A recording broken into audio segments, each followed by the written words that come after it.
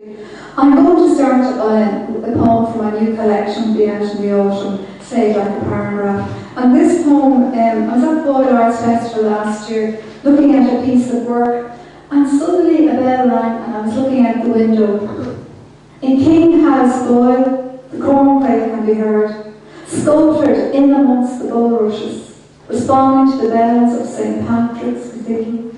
As the night lifts on the Dean, he's introducing Stella, adjusting her portrait on the mantelpiece. So we're nearly eye to eye, telling of their first meeting and how her exuberance equally enthralled all the company.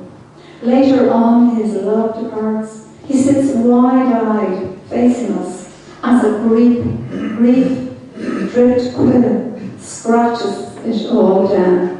Now the next poem is a titled poem from the collection, Say Like a Paragraph, and I'm very close friends with Loretta, who's an artist. And I was going to Edinburgh to visit one of my sons, and I was reading Sarah Donat's Sacred Hearts, and the word cochineal jumped out. I discovered cochineal is Italian for cochineal, the insect from which is derived the red dye carmine. Say Like a Paragraph. Her mother loved the word. When I mentioned something about cochineal, she said her mother said, say like a paragraph, it needs so much room, as one utterance can sustain the weakest of words, bring nouns and adjectives well beyond the full stop, and turn useless adverbs into creatures of insight, not like idle words that stain on them. Now, in the same vein, I wrote in the moth, there's a little book from Cavan, and I was delighted to be included with, whoever.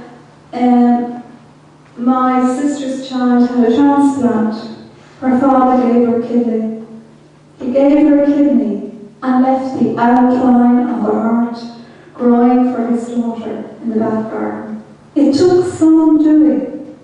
Now each time he comes to mow, it's getting easier and easier as the heart asserts itself in grass, wildflowers and weeds.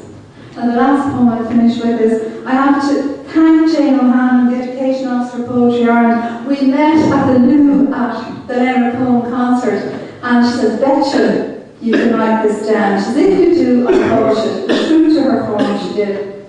Leonard Cohen at Lisdale House, Sunday, the 1st of August 2010. We stopped at Old Cliff to pay our respects and noticed how close the poet had requested his resting place to the mouth of the church. Then out to Lisdale, bumper to bumper, to the big field, parking alongside the Atlantic. A walk through the evening-lit trees brought us to the front door, and the fans stretched out on the lawn outside. Up in our seats, we surveyed all